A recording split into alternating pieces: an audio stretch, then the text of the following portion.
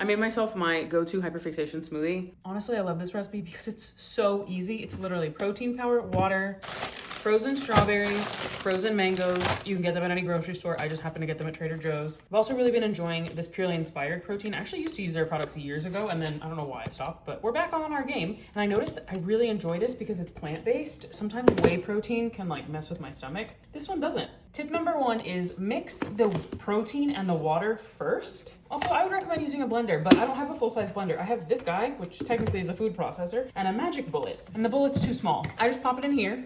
Protein powder is always gonna dilute better at room temperature, so this water is actually always room temperature. You really don't need to blitz that much because you're gonna keep blitzing. Basically, it just mixes it pretty well before you add any cold elements in. Finishing a bag of mango, so we'll do the mango first. I measure out 140 grams, it's 1 serving. Okay.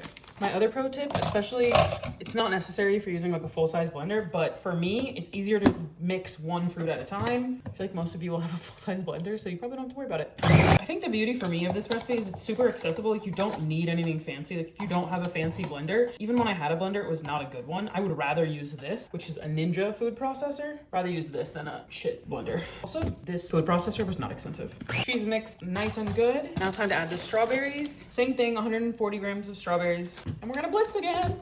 You can make this as like thick or as creamy as you want. I usually like it a little bit on the thicker side because I'm trying to have it as more of a food than a drink, if that makes sense. I will say protein that you use does matter. I really like the Nuri protein shakes, and they have more protein than this, but it's so much liquid that with the same amount of fruit, it was like really too much volume, and it really overpowered the flavor of the fruit. This protein powder, I get the flavor of vanilla, and it does sweeten everything a little bit, but I still taste the fruit. Ninja, if you wanted to send me a blender, obviously I'm a fan of your products, but I would love a blender. This is like the most like rough situation. I just checked to make sure there's no solid chunks and kind of scrape the sides, and we're good. See, she's thick. Look at that. Like a blizzard. Obviously, you can do this with whatever fruits you like. I just really like berries and mango. You could also probably try this with a different protein powder.